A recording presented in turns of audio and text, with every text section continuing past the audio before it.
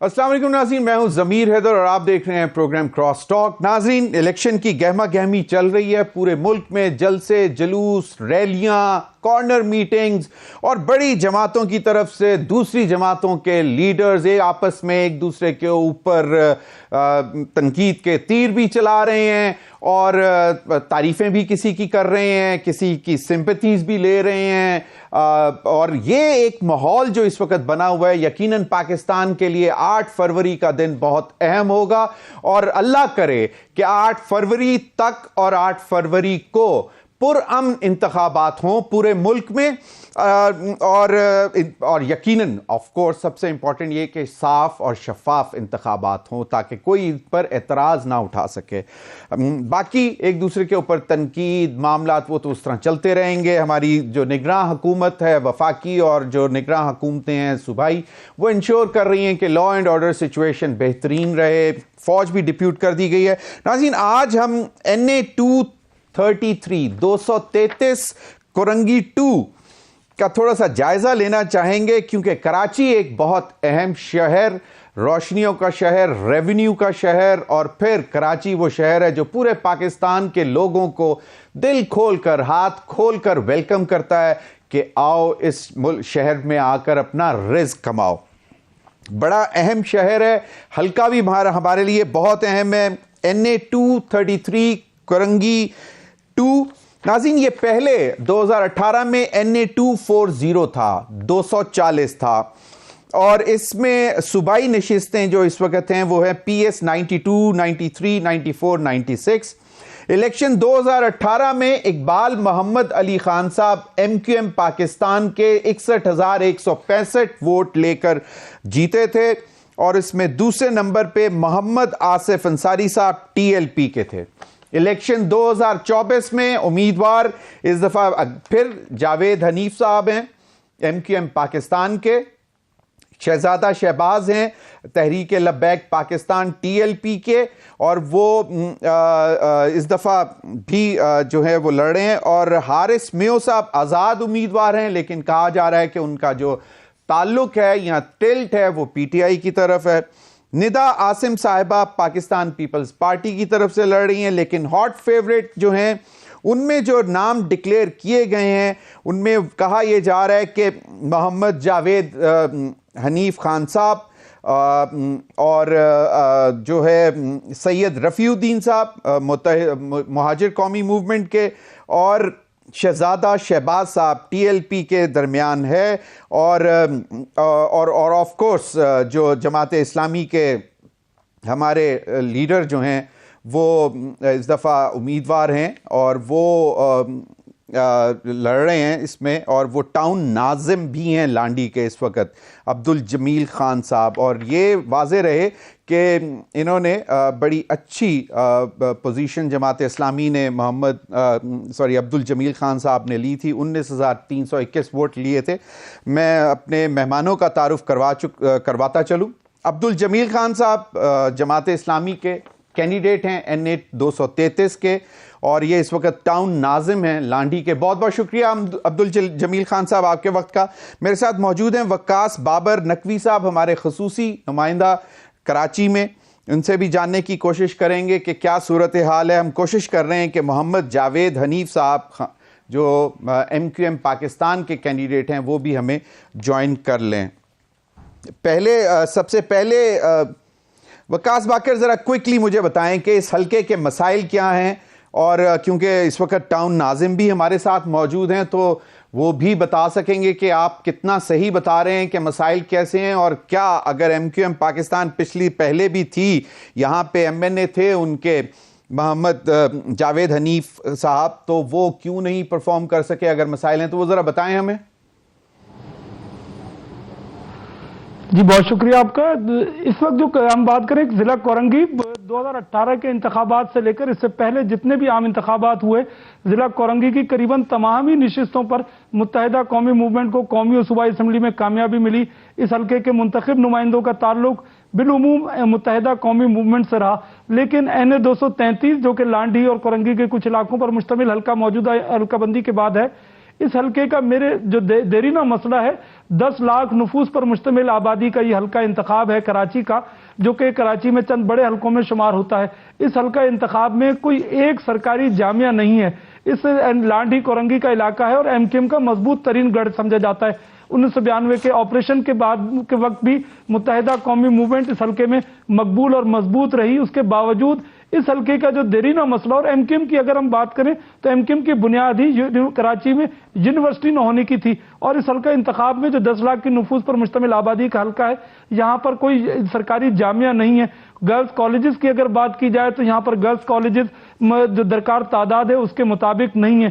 सरकारी स्कूलों की प्राइमरी, सेकेंडरी और हायर सेकेंडरी और हाई स्कूलों की जो हालत जार है वो किसी से ढकी छुपी नहीं और नाकाबिले बयान है कि वहां पर किसी तौर पर भी कोई भी बच्चा, कोई तालिब इल्म स्कूल में जाने जैसी स्कूल की हालत ऐसी नहीं है कि वहां पर जाए।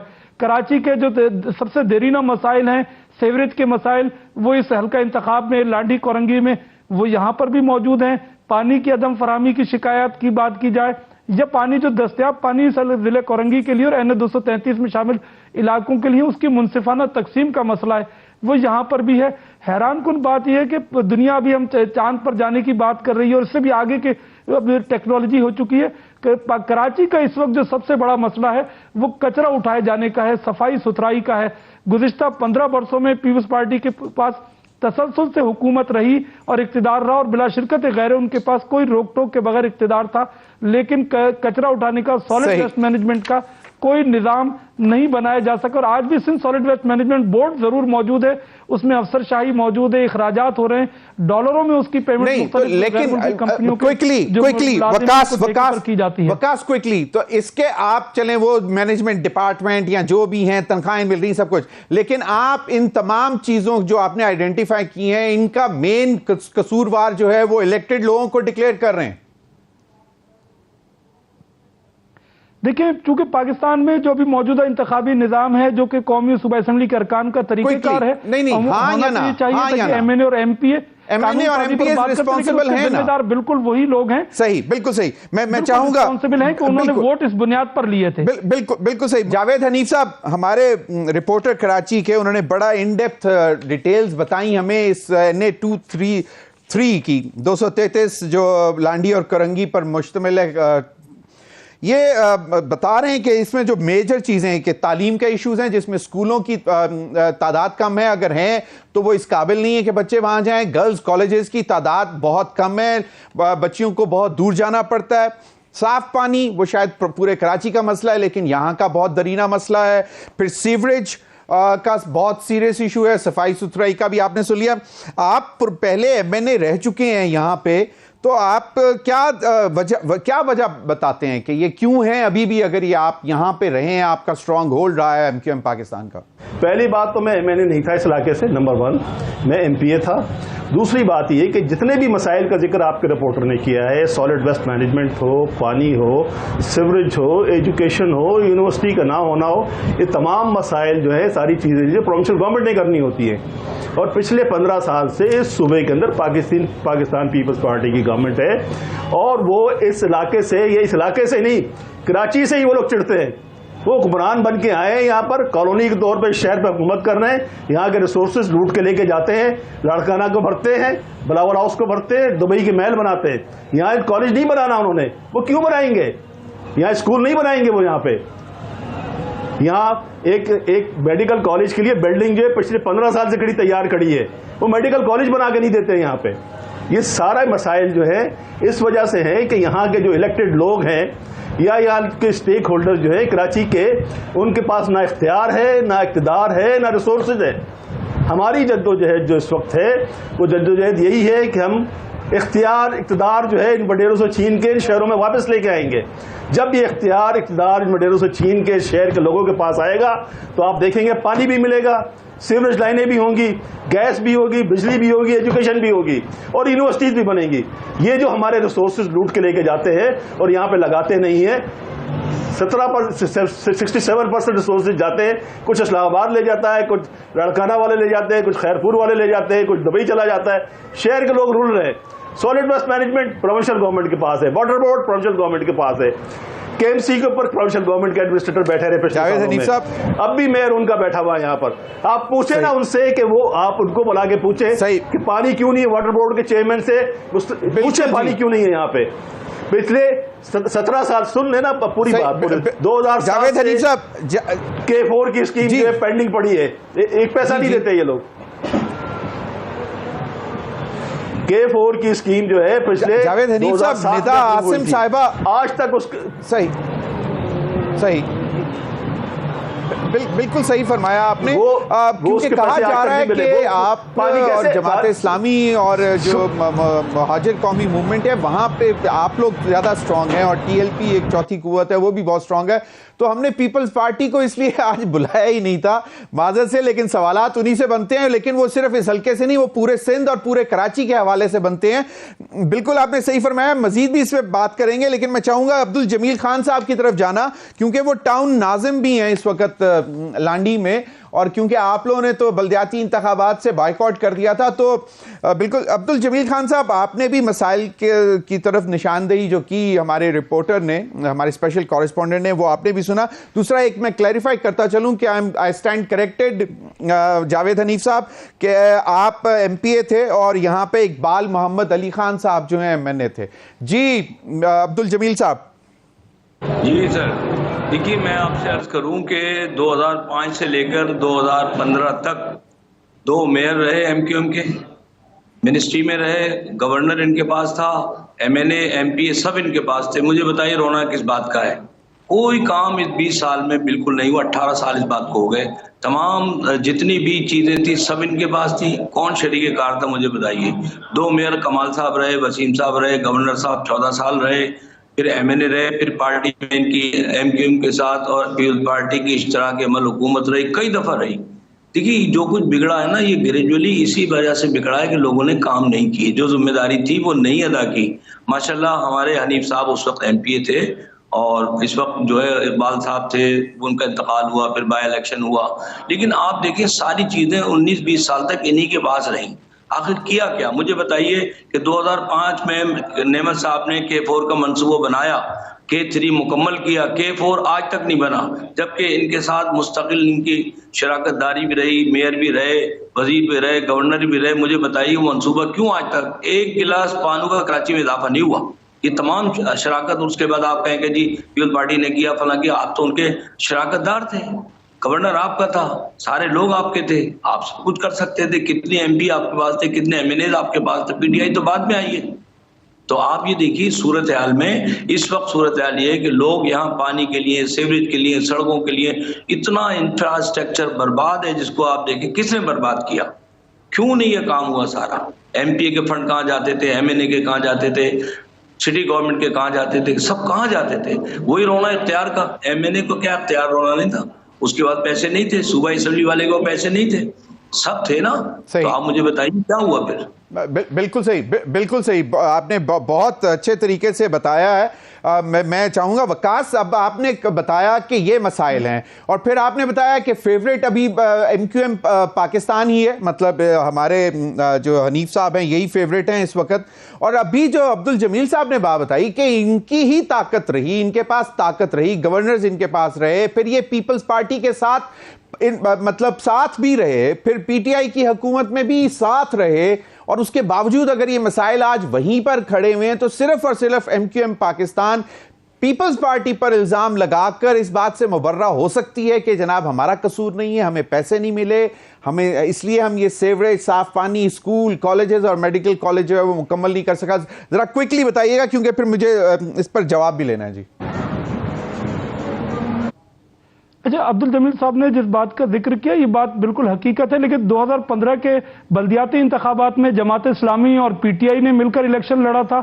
2018 तक इनकी इक्वेशन PTI और जमात इस्लामी की किसी कदर रही है, ये बात ठीक है, लेकिन जो गुज़िश्ता 2 अदवार पीपल्स पार्टी के सिंध हुकूमत के गुजरे हैं उसमें मुत्तहिदा कौमी मूवमेंट चूंकि पीपल्स पार्टी के साथ इत्तेहादी नहीं थी, सूबाई हुकूमत की जिम्मेदारी थी। हैरान और अफसोसनाक बात यह है कि हमारे यहाँ से बिलखुसूस कराची में जो तालीमी मंसूबे हैं, तरक्याती मंसूबे, वो भी सियासत की नजर हुए। कोरंगी में जावेद हनीफ साहब ने जिसका जिक्र किया, मेडिकल कॉलेज की स्कीम, जब 2008 और 13 की हुकूमत में पहली मरतबा पीपल्स पार्टी और एमकेएम इत्तेहादी बने थे, उस वक्त वो स्कीम, डॉक्टर सगीर उस वक्त एमकेएम के वजीर सेहत थे, उन्होंने वो स्कीम मेडिकल कॉलेज की, कोरंगी मेडिकल कॉलेज की दी थी।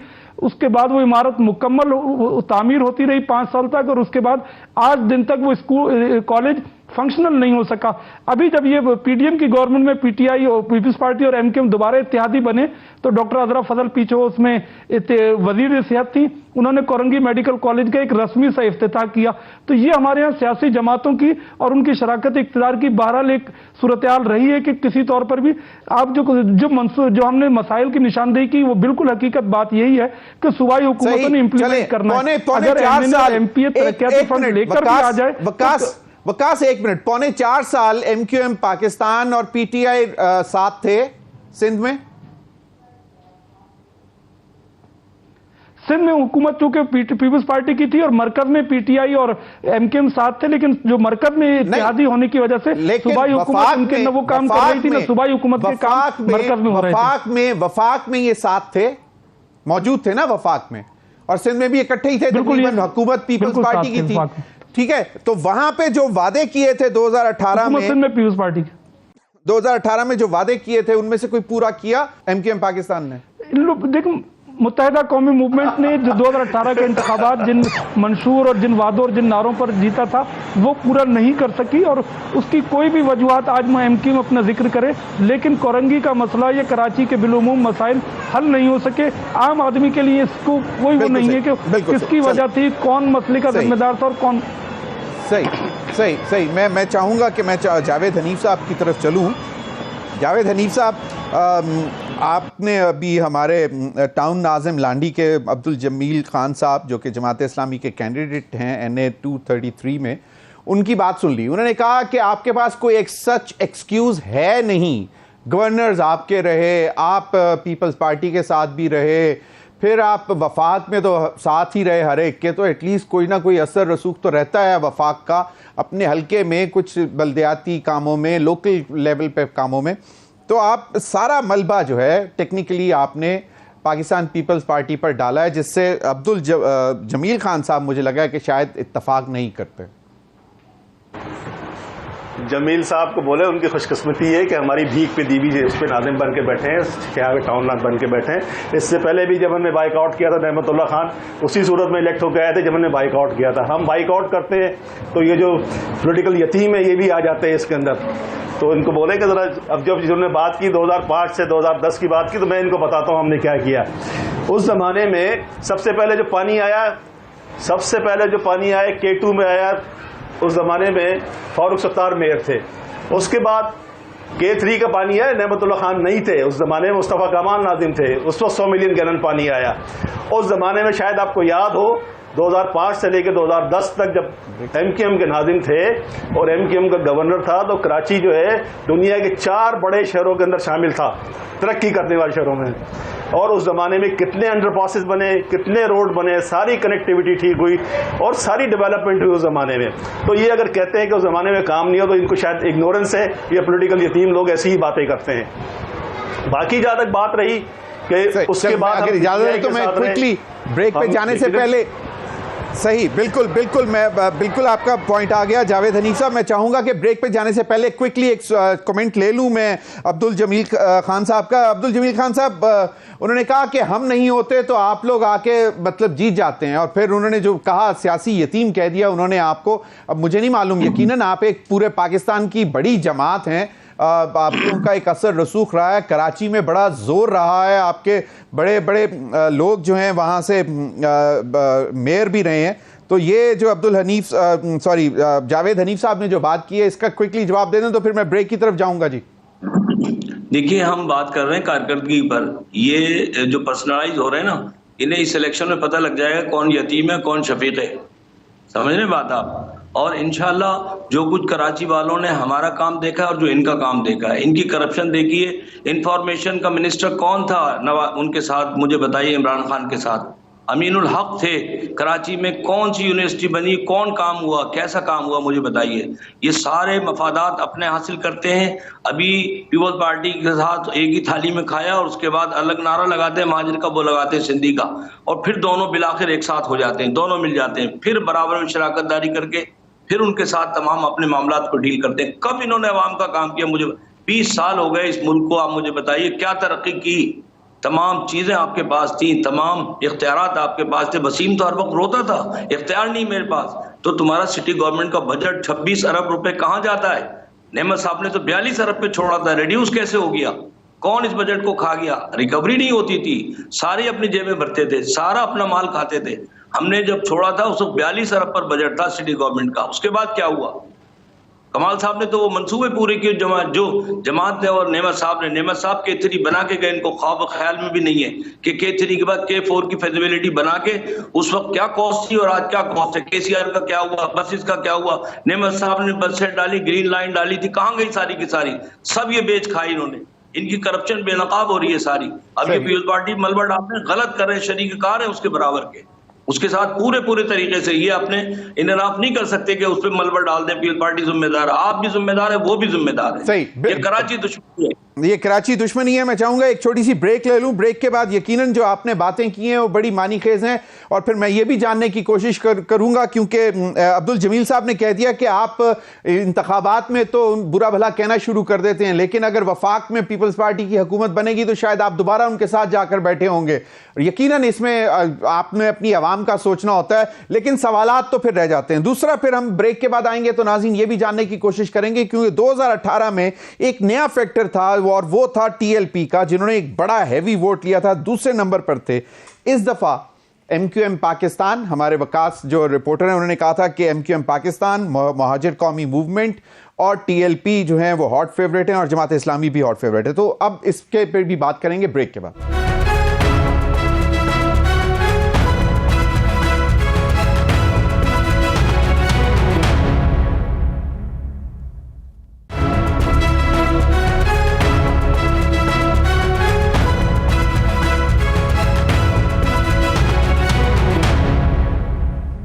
वेलकम बैक नाजरीन, अवाम पाकिस्तान। क्विकली वकास बाकर, आपने इस गुफ्तगू अभी तक की जो सुनी है इसको जरा क्विकली सम अप करें, ताकि फिर मैं जो है अगले पॉइंट की तरफ जाऊं। और फिर दूसरा TLP वाला इशू भी जरा मुझे बताएं कि अभी एज वी स्पीक, आज कल की हमें नहीं मालूम, परसों का नहीं मालूम, इंतखाबात के दिन क्या होगा वो हमें नहीं मालूम। एज वी स्पीक आज इस वक्त आपको क्या लगता है TLP जो कि 2018 में दूसरी पोजीशन पे थी? देखिए, कोरंगी का जो NA 233 का हल्का इंतखाब है, 5,48,000 से ज्यादा वोटर्स इसमें हल्के इंतखाब में मौजूद हैं जिन्होंने हक राय दही इस्तेमाल करना है। गुज़िश्ता तमाम इंतखाबात में मुत्तहिदा कौमी मूवमेंट पतंग के निशान से इस हल्के से कामयाब होती रही, और आज भी उनकी पोजीशन एज वो स्पीक जब हम बात कर रहे हैं तो काफी बेहतर है, दीगर के मुकाबले में निस्बतन ज्यादा बेहतर पोजीशन पे है। और MQM की महफूज नशिस्तें हैं जो कराची में शुमार की जाती है, उनमें ये NA 233 मौजूदा हल्काबंदी के मुताबिक शामिल है। इसमें शामिल दोनों सूबाई नशिस्तें भी MQM के लिए दीगर जमातों की उम्मीदवारों की बनस्बत कदरे आसान और महफूज नशिस्तें हैं। एक दिलचस्प सूरत हाल इस 2024 के इंतखाबात में ये होगी कि इस हल्के इंतखाब में खवातीन वोटर्स का टर्नआउट, जो खवातीन वोटर्स की तादाद 2,46,000 है, तो वो अगर बड़ी तादाद में वोटर्स टर्नआउट रहता है और 35% से ज्यादा इस हल्के इंतखाब में टर्नआउट रहता है, तो शायद MQM के लिए कुछ सूरत हाल मुख्तलिफ और कोई मुश्किल हो सकती है। लेकिन हमारी जो इस वक्त जो एज वो स्पीक जब हम बात कर रहे हैं तो इसमें मुत्तहिदा कौमी मूवमेंट का मुकाबला तहरीक लब्बैक पाकिस्तान से है। फिर दूसरा जो महाजिर कौमी मूवमेंट के रफ़ीउद्दीन फैसल, जो कि इस हल्के में जब ज़िमनी इंतखाब हुआ तो उसमें भी तीसरे नंबर पर रहे, उनके साथ होगा। जमात इस्लामी की भी इस हल्के इंतखाब में लांडी में एक प्रेजेंस मौजूद है। लेकिन अगर हम मजमूई सूरत हाल की, इंतखाबी सूरत हाल और सियासी सूरत हाल की बात करें तो मुत्तहिदा कौमी मूवमेंट, तहरीक लब्बैक पाकिस्तान और महाजिर कौमी मूवमेंट के साथ फिर जमात इस्लामी का नंबर आता है। दीगर जो इस हल्का इंतखाब में वो पीपल्स पार्टी, वो उसमें इस हल्का इंतखाब में इस तरह की ऐसी पोजीशन नहीं। एक सूबाई निशिस्त पर PS 93 पर कुछ उनकी उम्मीदवार उनके ऐसे हैं कि इस हल्के ऐसे हैं, कुछ यूनियन कमेटीज ऐसी हैं जहां पर पीपल्स पार्टी का मजबूत वोट बैंक है। लेकिन पीपल्स पार्टी ने भी एक गैर मारूफ अपना कैंडिडेट इस NA 233 पर नॉमिनेट किया है, तो जिससे कुछ अंदाजा किया जा सकता है, गुमान किया जा सकता है कि पीपल्स पार्टी को इस कौमी असेंबली के निशिस्त पर न ज्यादा तवक्का है और न कोई उनकी खास दिलचस्पी है। बिल्कुल सही, निशिस्त पर उनके रहनुमा यकीनन मौजूद हैं। बिल्कुल सही फरमाया जावेद हनीफ साहब। अब आपके सामने मौजना मौजूद है। अब दूसरा जो बहुत अहम फैक्टर है कि आप लोग जो हैं बल्दियाती इंतखाबात में नहीं थे और जमात इस्लामी बल्दियाती इंतखाबात में बाकायदा मौजूद थी, इसीलिए टाउन नाजिम भी हैं लांडी से अब्दुल जमील खान साहब, तो वो एक बड़ा इंपॉर्टेंट फैक्टर कंसीडर किया जाता है। MQM के मुतालिक ये भी कहा जाता है कि उन्होंने वो ग्राउंड लूज किया है। अगर वो कंटेस्ट करते रहते तो शायद बेहतर पोजीशन में होते आम इंतखाबात में। ये एक जनरल परसेप्शन भी है कि क्योंकि वो एक लोकल गवर्नमेंट का बड़ा एक असर रसूख होता है।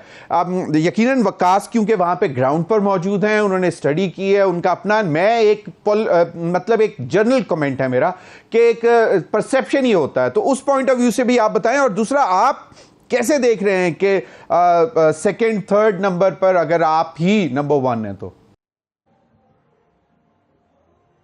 देखिए जमीर साहब, हमारा मुकाबला किसी से भी नहीं है। ये जितने भी नाम लिए गए, जमात इस्लामी का लिया, TLP का लिया, पीपल्स पार्टी का लिया, ये इनकी कोई भी एग्जिस्टेंस नहीं है यहाँ पे।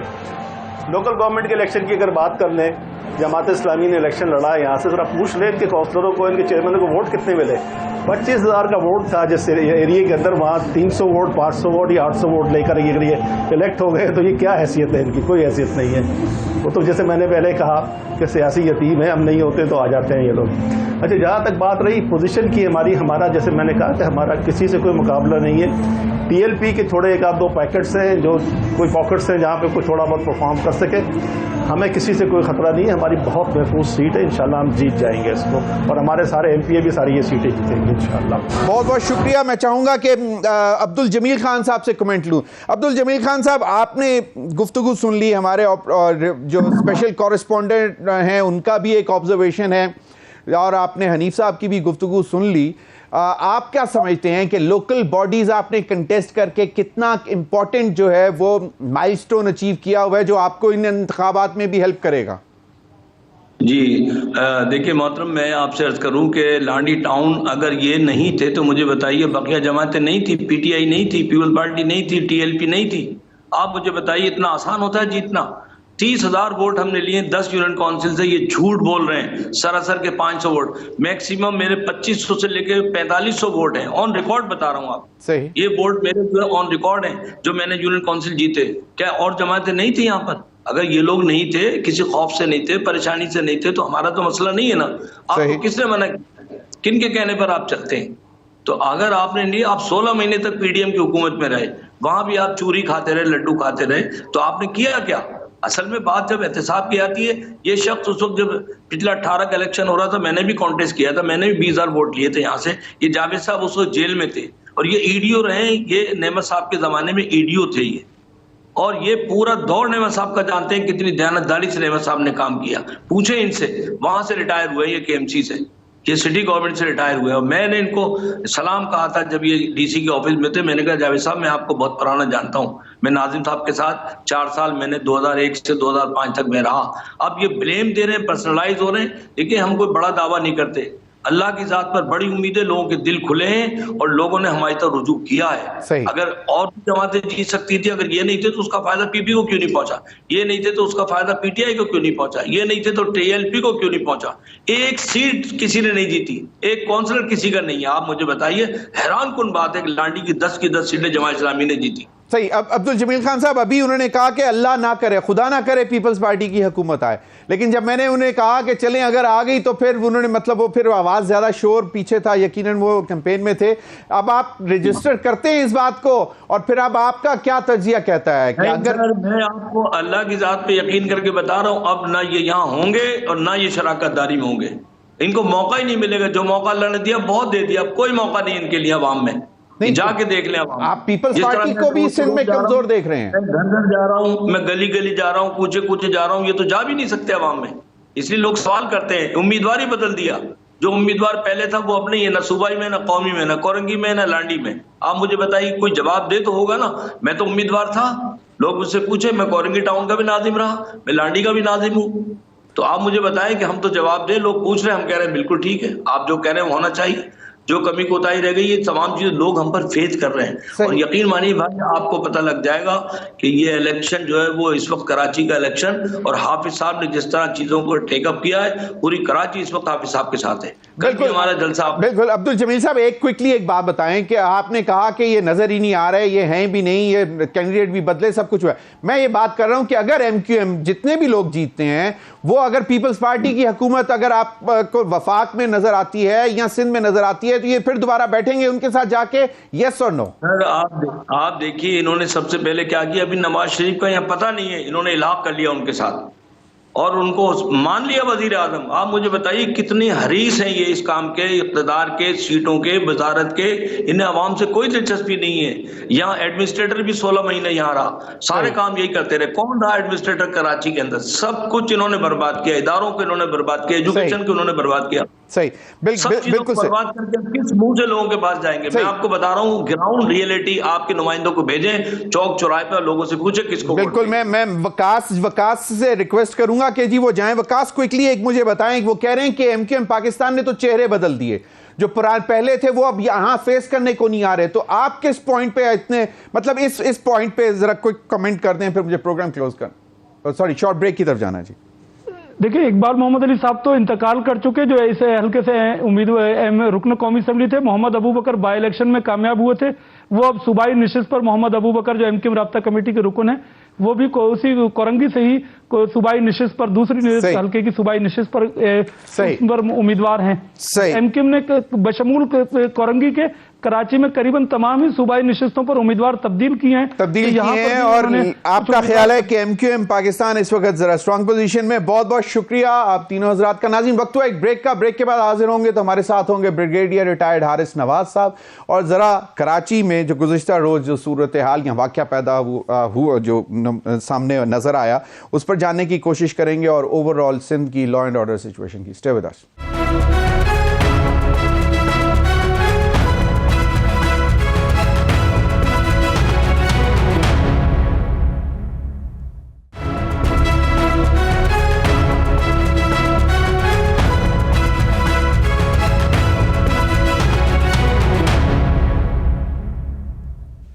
वेलकम बैक नाज़रीन, हमें ज्वाइन किया ब्रिगेडियर रिटायर्ड हारिस नवाज साहब ने, केयर टेकर इंटीरियर मिनिस्टर हैं, सिंध के डिफेंस एनालिस्ट हैं।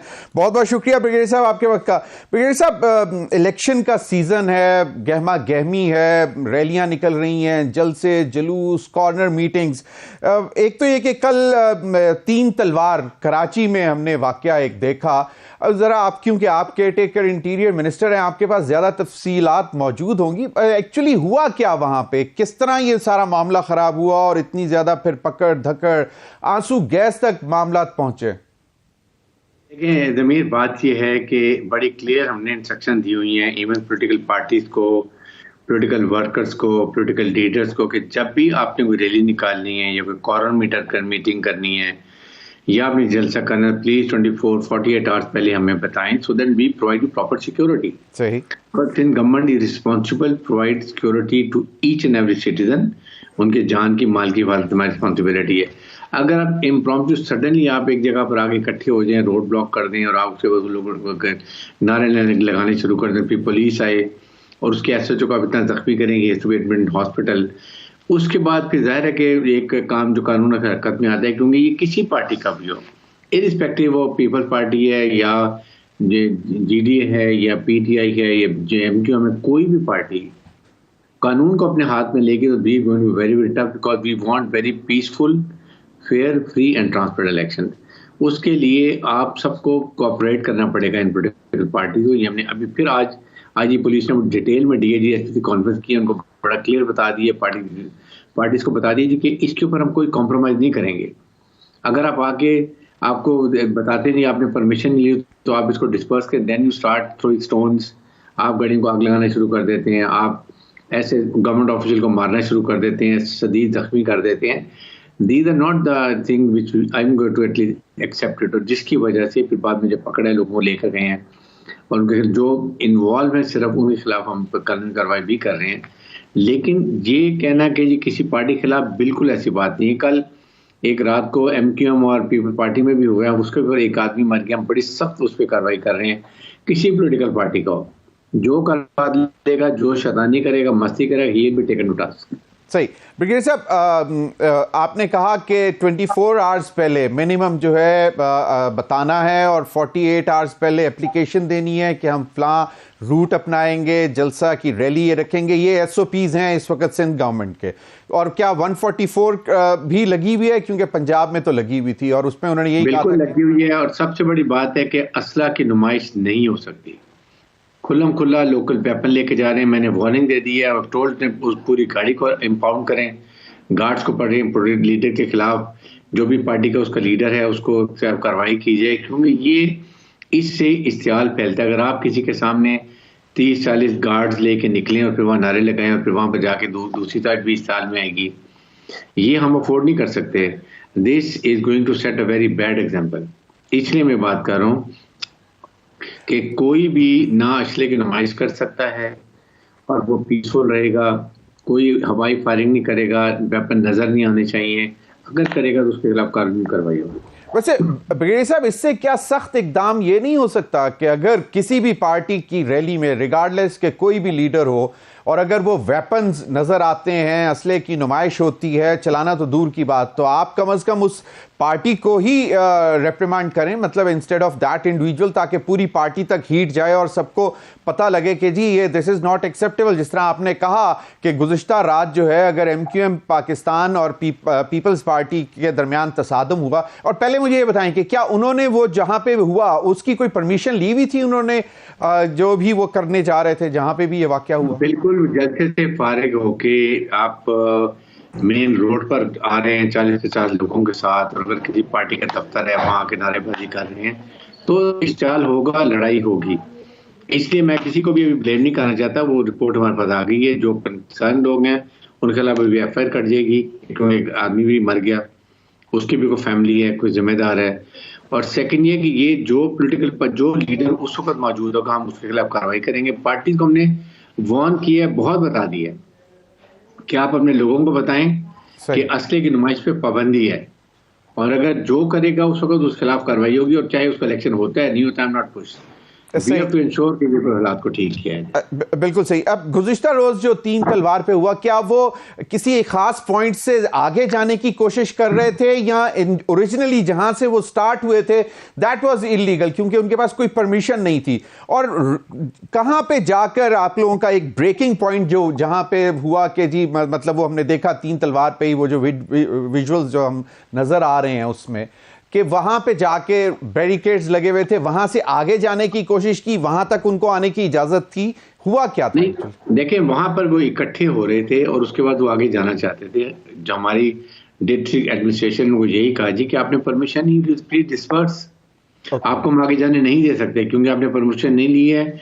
आगे पूरी ट्रैफिक ब्लॉक देंगे, नोबडी हैज द राइट कि आप अपने शहरियों के हुकूक को खराब करें और उनको आप जाने से ब्लॉक कर दें। 3 तलवार ब्लॉक करने का मतलब है कि आपने पूरी ट्रैफिक को डिसरप्ट कर दिया। सही। It will could have cost lot of inconvenience to travellers और पैसेंजर्स को।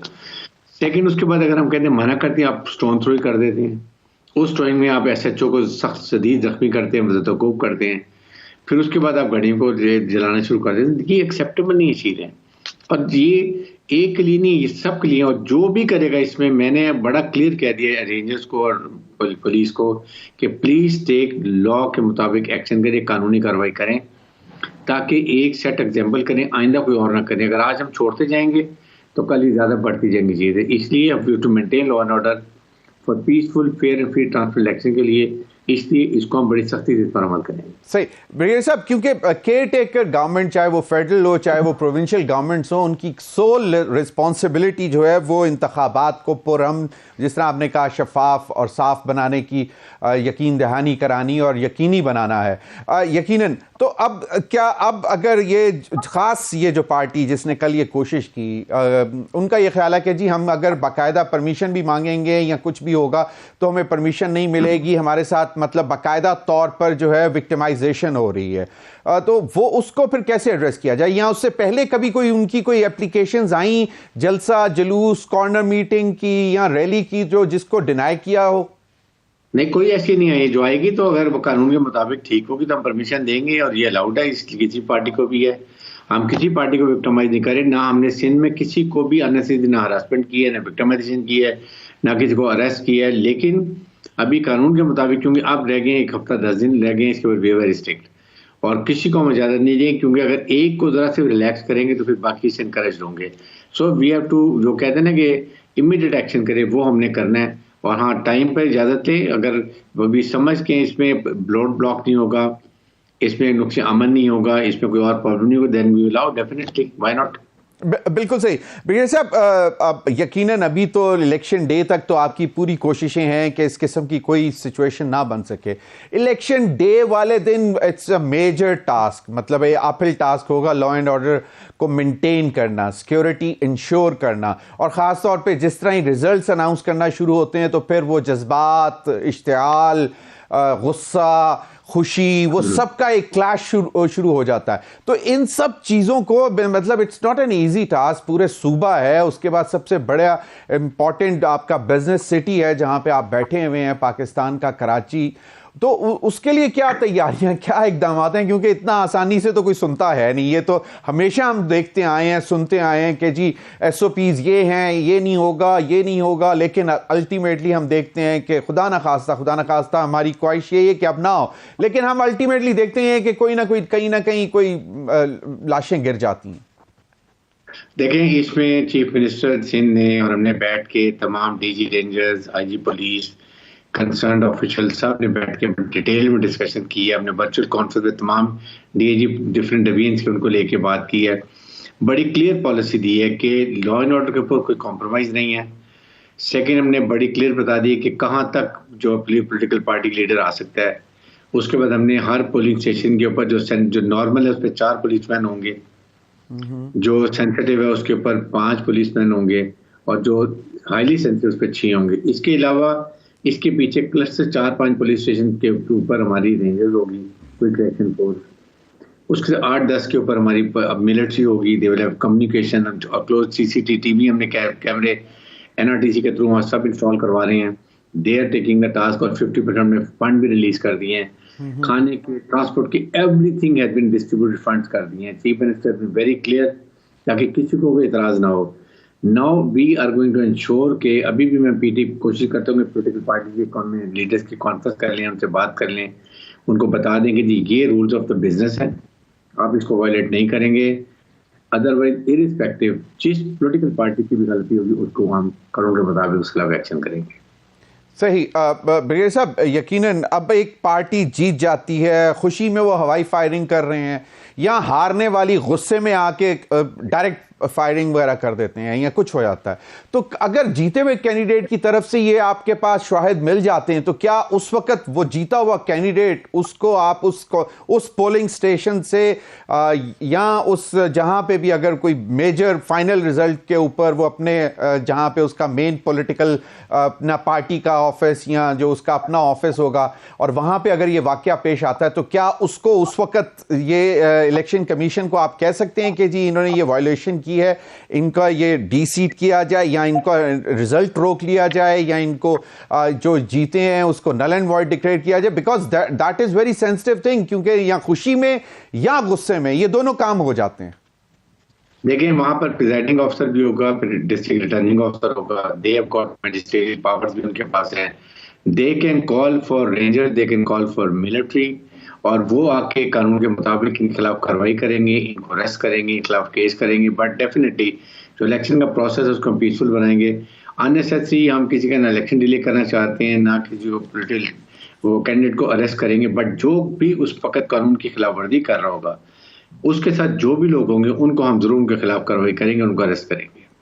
ब्रिगेडियर साहब, एक क्योंकि आप लोगों के पास इनसाइट इंटेलिजेंस रिपोर्ट्स भी होती हैं, हर इलाके में या हल्के में कोई ना कोई कुछ ना कुछ लोग शरपसंद होते हैं, शरारती होते हैं, या फिर जानबूझकर कुछ एक्टिविटी। मैं I am not talking about those who can you know who are declared as terrorist, कि वो दहशतगर्दी करना चाहेंगे, या वो तो आप लोग ऑब्वियसली उस पर तो ऑलरेडी थ्रू आउट 24/7 हमेशा तरह से काम हो रहा है और अभी भी होता हो, लेकिन पॉलिटिकल कुछ ऐसे लोग होते हैं जिनको आप आइडेंटिफाई कर लेते हैं कि यार अगर ये इस पे नज़र रखनी पड़ेगी, तो have you done that homework as well कि जी ये इन इलाकों में ये लोग हैं जो that can like create unrest? देखें, अगर हमें रिपोर्ट होगी स्पेशल ब्रांच की, सीटीडी की, हमारी सिक्योरिटी एजेंसीज की, we are going to arrest those individuals. नुक्से अमन को बचाने के लिए उनको हम जरूर करेंगे। फिर उसके बाद हमने सारे जो पुलिस स्टेशन है उनमें एक normal sensitive, highly sensitive declare किया हुआ है, उसके में डिफरेंट प्रिकॉशन ले रही हैं, वो हमने ली होंगी। और उस वक्त भी we'll be on the lookout कि कौन इनमें रिंग लीडर है, who is creating problem, we can be arrested on the orders of presiding officer and returning officer because they have all the power and they can call. Police will never go inside the polling station. Ranger will not go, army will not go. But if the presiding officer says कि जी मुझे आप अंदर आए, ये problem हो रही है, they will go and sort that out. सही। ब्रिगेडियर साहब, एक चीज़ और मुझे बताते चलें कि अब यकीनन कल जो अरेस्ट हुए हैं या जो FIRs कटी हैं वो एक बड़ी तादाद है, उसमें कोई विच हंटिंग, क्योंकि वहाँ से कुछ लोग कह रहे हैं कि जी हमारा ना लेना ना देना, हम तो मतलब साइड वॉक पे जा रहे थे, पैदल जा रहे थे। अब ये सारी चीज़ें, मतलब आपके पास इक्विपमेंट्स भी हैं, CCTV फुटेजेस भी हैं, ऑब्वियसली सोशल मीडिया पे भी बहुत सारी फुटेजेस हुई हुई हैं जिसमें आप लोग बाकायदा आइडेंटिफाई कर सकते हैं, तो उसके लिए क्या है और एक्चुअली अभी तक कितनी FIRs और कितने अरेस्ट हुए हैं कल के वाक़े के ऊपर? देखें, अभी तक मैंने ये नहीं देखा कितनी FIR हुई, लेकिन जो भी बेगुनाह हैं और ज़ाहिर है पकड़े पहले ज़्यादा जाते हैं, जो भी शामिल नहीं हैं, जिनका कोई गुज़र नहीं, they will all be let free. Only those who were really involve CCTV कैमरे में, जिनको पहचाना जा सकता है, उनके खिलाफ कार्रवाई होगी। आई एम टोटली अगेंस्ट कि किसी भी इनोसेंट को पकड़ के अननेसेसरी हरास किया जाए या तंग किया जाए। मैंने बड़ी क्लीन सेक्शन दी है, आज रात को सुबह सब क्लियर हो जाएगा, वो सब कुछ छोड़ दिया जाएगा। सही सही। सर, लास्ट क्वेश्चन सर जी, ये यकीनन सिर्फ कराची नहीं, सिंध बहुत बड़ा एक सूबा है, उसमें जो अगर मोटे मोटे शहर जो हैं, मतलब अर्बन सेंटर्स, उनमें ज़्यादा सेंसिटिव पोलिंग स्टेशंस हैं या रूरल एरियाज़ में? और दूसरा, वहाँ पे अब देखते हैं, आपके पास भी इतलात आ रही होंगी, वहाँ पे शायद असले का इस्तेमाल तो नहीं, सॉरी, मतलब नुमाइश जो है, that is considered to be as something very royal, के जनाब ये देखो हमारे पास 1000 क्लाशनकोव वाले बंदे भी हैं। ये इस किस्म का एक माहौल भी है ना, वडेरा साईं है, सरदार है, राजे हैं, मतलब इस किस्म की। देखिए, जो सेंसिटिव और हाईली सेंसिटिव हैं, ये ज़्यादा एरिया अर्बन एरियाज में है, जैसे कराची है, उसके बाद हैदराबाद है, सक्कर है। इन स्टेशन के ऊपर बहुत ज़्यादा तादाद में, और इनको हमने बड़ी प्रिकॉशन की, अकॉर्डिंगली हमने फोर्स को वहाँ भेजा हुआ है। लेकिन ये हमारे DIG 3rd डिवीजन के अंदर है, वहाँ हमारी फोर्स रेंजर्स भी है, मिलिट्री भी है, वहाँ के उनके IS इंटरनल सिक्योरिटी के अरेंजमेंट हमने पूरे किए हैं। हमारे मिलिट्री कमांडर ने भी पुलिस के साथ, डिस्ट्रिक्ट एडमिनिस्ट्रेशन के साथ पूरी रिकॉनेसेंस की हुई है। They know their area of operation responsibility. So चाहे किसी डिवीजन, वहाँ पर उसी तरह इंतजाम होंगे, उसी तरह उनको पकड़ेंगे, उसी तरह कानून के खिलाफ कार्रवाई की जाएगी। सही। ब्रिगेडियर साहब, अगर कोई कहता है शख्स कि जी मुझे थ्रेट्स हैं, मुझे मेरा मुखालिफ मरवा सकता है, अटैक हो सकता है, और इसलिए मुझे ये इतने गार्ड्स या असला लेके चलने की जरूरत है, तो उसके लिए कोई स्पेशल परमिशन अवेलेबल है? नहीं, ये किसी को भी परमिशन नहीं देंगे। उस वक्त अगर ऐसी इन्फे, तो he should come to police headquarter में आके बताए, we will verify and we will see how best we can provide him protection. But ये असला लेने किसी गाप के ऊपर बहाना लगा के हम नहीं करने देंगे, अनलेस वी वेरीफाई, वी सी। लेकिन फिर भी जो असले की नुमाइश वो नहीं हो सकती। आपने अगर पिस्टल है तो आप अपनी पॉकेट में रख सकते हैं, it should not be visible. Then you should take precautionary measures when we told display of weapon means not to display, that's all. Bullet proof vest पहन ले लीडर, जो भी, अगर वो if he thinks, of course. Wish you all the best जी in holding free, fair and peaceful elections, और हम गाहे बगाए आपसे मजीद भी अपडेट्स लेते रहेंगे। बहुत बहुत शुक्रिया ब्रिगेडियर रिटायर्ड हारिस नवाज साहब आपके वक्त का। और नाज़रीन, अब तक के लिए इतना ही, इजाज़त दीजिए, अल्लाह हाफिज़।